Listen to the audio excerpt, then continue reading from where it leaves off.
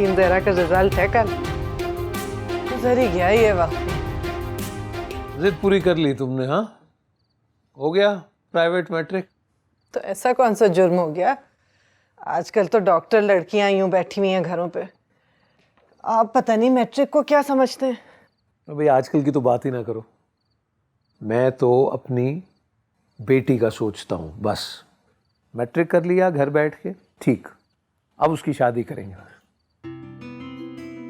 तो कर लेंगे वो भी, पर एक बात आपको मेरी माननी होगी काजी साहब। वो क्या? नसीम जहरा अब कॉलेज जाएगी। हाँ हाँ, जाए कॉलेज, शौहर की मर्जी से जहां जाए जाए।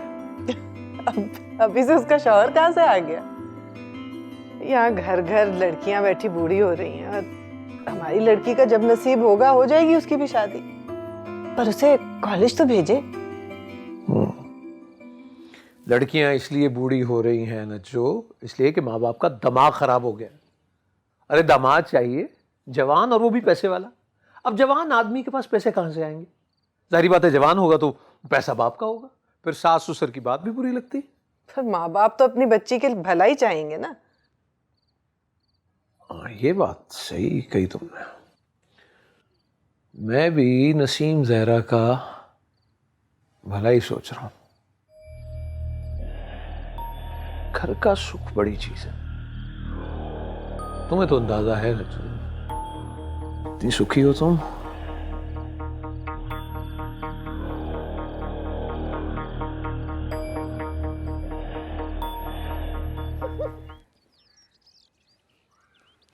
मत हंस।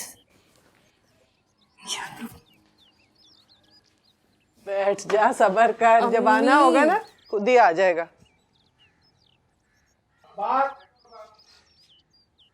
अम्मी आ गया। दिखा अम्मी हिजाब। दिखा दिखा। चल चले। आप मम्मी से इनाम में टैब लेना। मैंने मरियम के पास देखा था, इसमें बहुत सारी गेम्स होती है। रुक जा, नंबर्स तो देख लेने दे। मुझे पता है बहुत अच्छे आएंगे। 1032 अम्मी।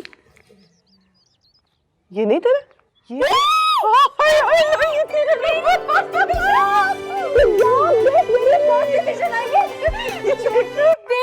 ये देख आपके नंबर।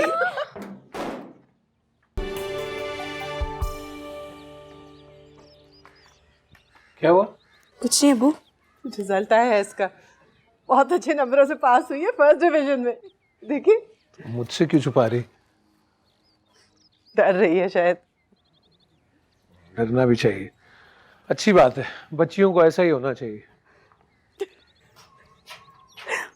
देख तो सजा।